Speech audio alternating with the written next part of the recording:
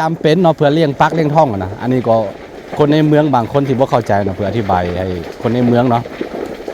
ว่าเป็นยังต้องเผาแบบนี้นะนี่แหละคือเหตุผลเนาะบ่มีผู้ใดอยากมาทุกข์บ่มีผู้ใดอยากมาลำบากแบบนี้แหละแต่ว่าเขาบ่ได้มีอาชีพติดตัวแบบที่มั่นคงนะก็ต้องได้เฮ็ดเด้อทุกคนเด้อ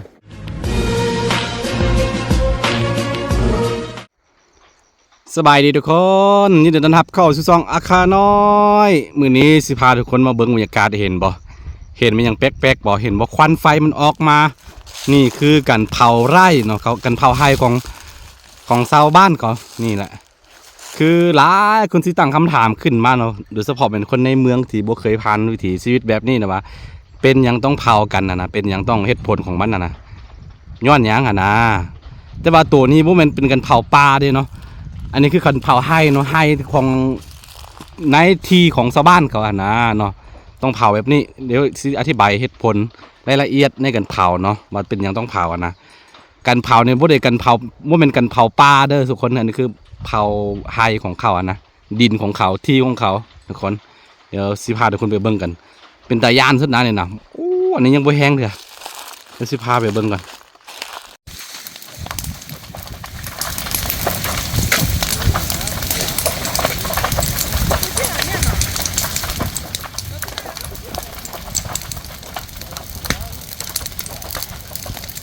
โอ้เป็นตาย่านครับเนี่ยป้องกันการลามไฟเนาะก็คือเส้นทางแบบนี้ก่อนนี้ว่าบ่มีเส้นทางเขาเจ้าก็สิเฮ็ดห้องอย่างนี้แหละกวาดสะอาดเนาะเพื่อบ่ให้ลามมาทางนี้นะว่าแม่นนี่คันลามไปเนี่ยอันตรายเสียเนาะเสียเนื้อที่ดินเสียเงินเสียคำเข้าคุกน้ำเพราะว่าต้องป้องกันแน่นหนาอยู่พี่สิมีไฟป่านี่แทบบ่มีเลยแต่ว่าไฟที่เขาเผาแบบเผาไฮนี่แหละไฟไม่ป่านี่บ่ค่อยมีเนาะ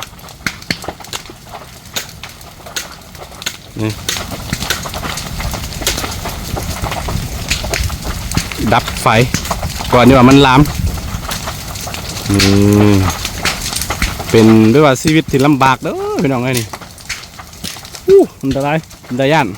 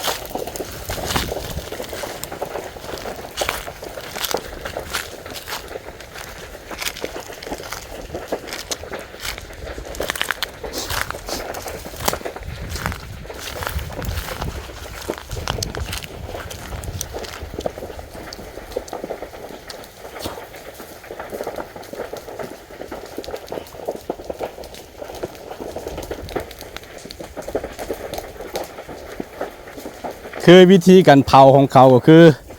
เขาสิเผาแต่ด้านเทิงหันลงมาครับฮอตเครื่องกลางนิดนึงแล้วก็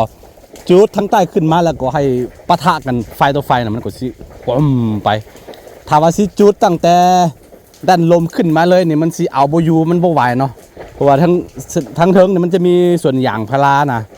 ถ้าว่ามันลามไปเนี่ยเอาบ่อยู่มันแห้งเพราะว่าลมทิศทางของลมมันสิขึ้นมาทั้งเทิงนี่เด้ก็เลยว่าต้องได้เผาจากข้างบนไปเครื่องหนึ่งก่อนแล้วก็จึงเผาขึ้นมาแล้วก็ให้ไฟต่อไฟชนกันมันก็สิโอเคเลยแล้วก็เคสนี่ครับก็สิได้ฟ้าวเนาะเคสนี่มันบ่มีบอลที่สิมาลามหรอกแต่ว่าป้องกันไว้ดีกว่านะนี่คือเขาก็มาช่วยเขาเพราะว่าอยู่ในนี่มันมีหลายเจ้า4-5เจ้าแล้วก็หนึ่งในนั้นก็มีของค่อยได้เนาะพี่สาวค่อยเนาะเฮ็ดน้ำกันอันนี้เขาเผานี่เจ้าของดินเขาสิปลูกสวนยางนี่เขาล้อมหัวไว้หมดละสิปลูกสวนยางอย่า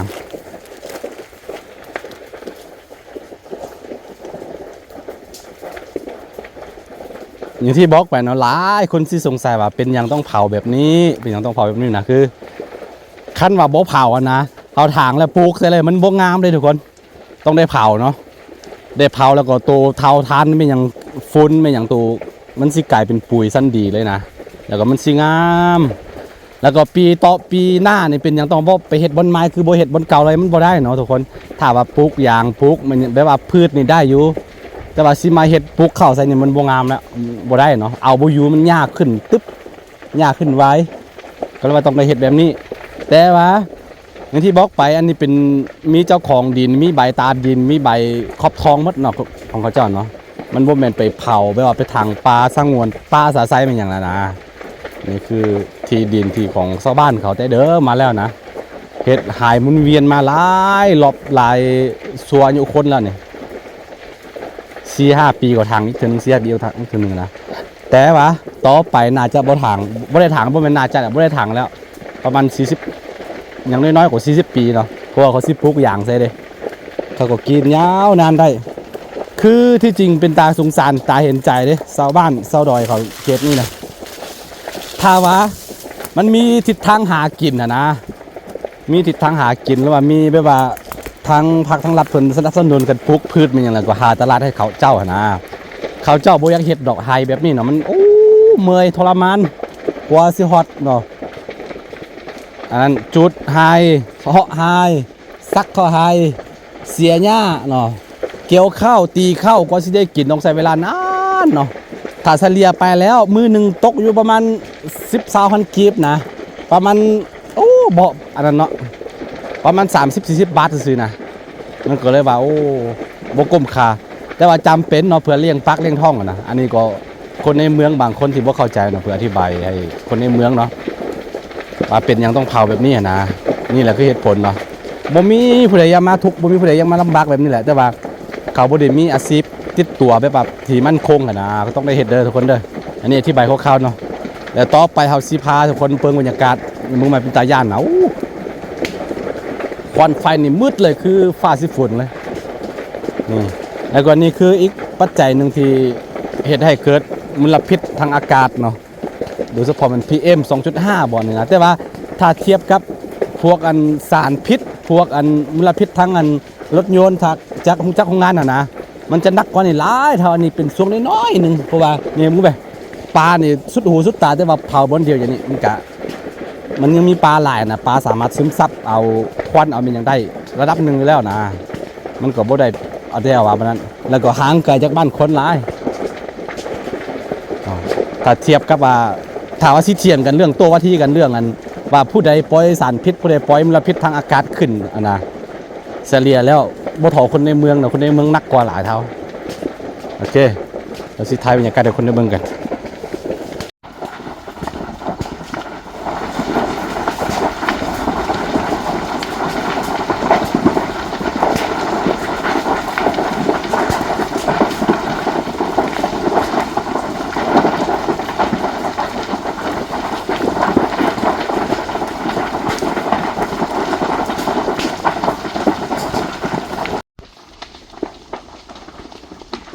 นี่คือหัง หังพึ่งหลวงตัวพึ่งหลวงเนาะมันออกไปแล้วนี่หังพึ่งหลวงเด้อทุกคนโอ้ถ้าไม่เห็นต้นไม้นี่มีน้ำพึ่งหลาย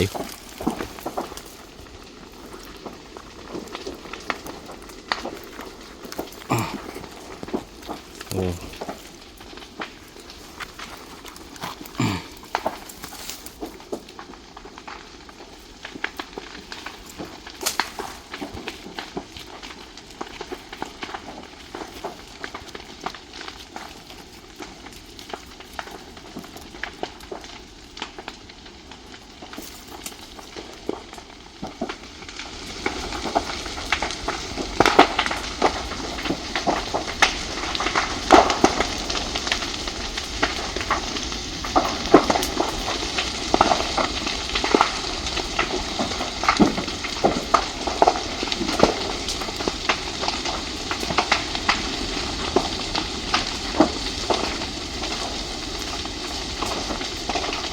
ฟังเสียงเลยเป็นตาย่าน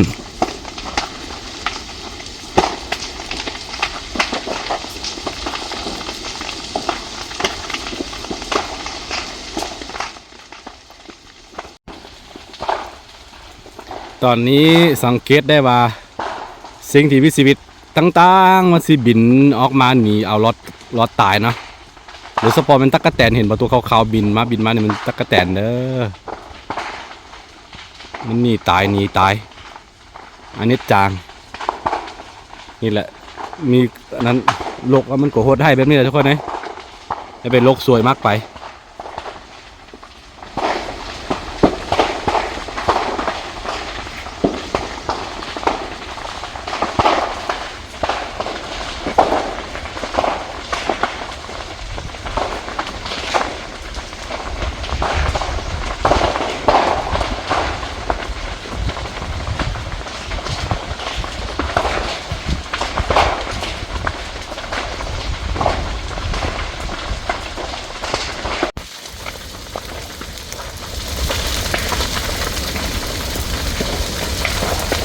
โอ้